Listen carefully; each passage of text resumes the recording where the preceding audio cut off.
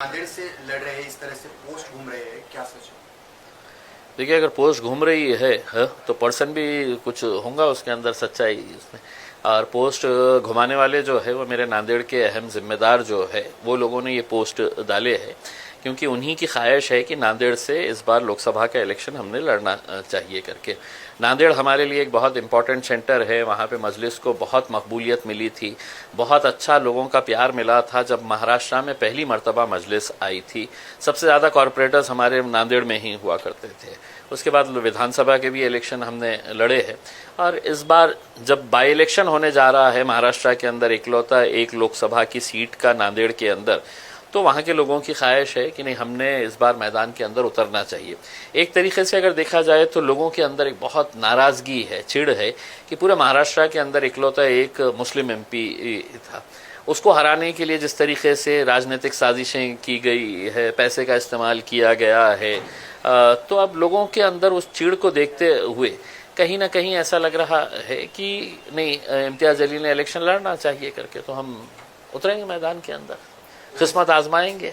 दो ही चीज़ हो सकती है, या तो आप हारते हैं या जीतते हैं, देखेंगे। ओवैसी साहब ने आप पर भरोसा रखकर आपके ऊपर ही सौंपा है कि आप कहाँ से लड़ेंगे, तो आपने वही माहौल क्यों चुनाया, वही विधानसभा का गढ़ क्यों चुना?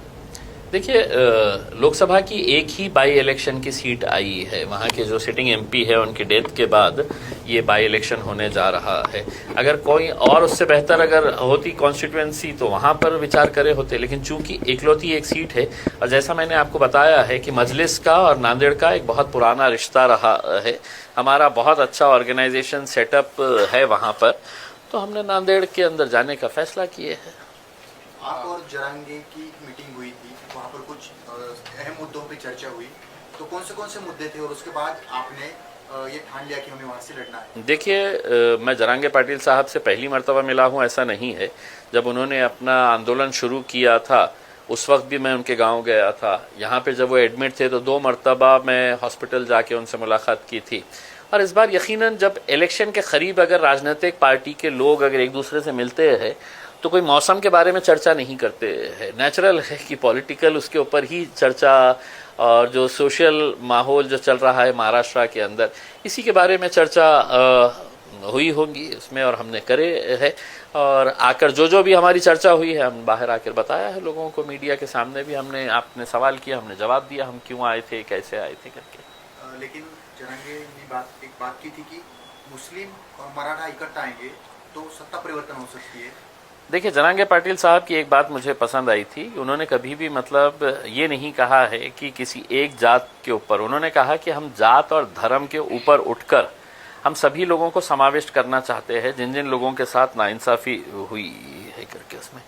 और एक अच्छी बात यह है कि जैसा मैं जरांगे पाटिल साहब के बारे में यही कहूँगा कि देखिए, एक समाज, किसी एक मामूली सा आदमी, एक सादा सा आदमी गाँव का, उसके पीछे अगर जा रहा है तो कहीं ना कहीं उसकी जो प्रामाणिकता है अपने समाज के प्रति, इस वजह से पूरा समाज एक आवाज़ के ऊपर उठ के उसके पीछे जा रहा है। तो यकीनन अब हमारी भी सोच यही है कि जितने भी एस्टैब्लिश पॉलिटिकल पार्टीज और एस्टैब्लिश्ड नेता है महाराष्ट्र, लोग हैं तो उनका चेहरा भी नहीं देखना चाह रहे हैं उसमें। आप खुद देखिएगा, अभी जो हुकूमत के अंदर बैठे थे, लोगों ने वोट किसको दिया था, हुकूमत में वो जाके किसके साथ बैठे हैं, किसके साथ दोस्ती कर लिए, किसके साथ गले मिल लिए है करके, तो लोगों का विश्वास अब राजनीति के ऊपर से ही खत्म होता जा रहा है। तो उनको एक ऑल्टरनेट देने के लिए हम सोच रहे हैं क्यों ना एक नया एक समीकरण तैयार किया जाए करके। सिटी का क्या माहौल है, क्योंकि अपने यहाँ पर जो कैंडिडेट्स है, एमआईएम की ताकत यहाँ पर अच्छी है, उसके बाद कहाँ पर कौन से उम्मीदवार देंगे, इस तरह से क्या?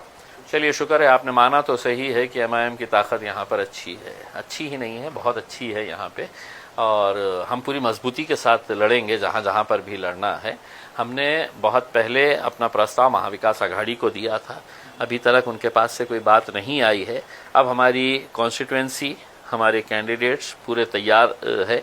अब हम इंतज़ार कर रहे हैं, या तो आप साफ तरीके से बोल दे हाँ या ना। हाँ बोले तो भी हमारी स्ट्रेटजी तैयार है, ना बोले तो भी हमारी, आप अपनी ताकत दिखाना, फिर हम हमारी ताकत दिखाएंगे। पूर्व मध्य से कुछ नाम सामने आ सकते हैं आपकी तरफ से? हाँ, पूर्व मध्य से आएंगे ना, बहुत सारे लोगों ने फॉर्म भरे हैं, बेहिसाब लोगों ने फॉर्म भरे हैं, उसमें से किसी एक का नंबर लगेगा उसमें। या आप दोनों जगह से लड़ेंगे? हो सकता है, मैं तो क्लियर कहा हूँ ना। अगर मेरे कायद बैरिस्टर असदुद्दीन अवैसी साहब ने कहा कि नहीं सिर्फ लोकसभा लड़ो तो लोकसभा लड़ेंगे, उन्होंने कहा नहीं विधानसभा ही लड़ो तो विधानसभा लड़ेंगे, उन्होंने कहा कि दोनों जगह लड़ो तो दोनों जगह लड़ेंगे, और उन्होंने कहा कि नहीं दोनों जगह मत लड़ो, तुम लड़ो ही मत, तो नहीं लड़ेंगे।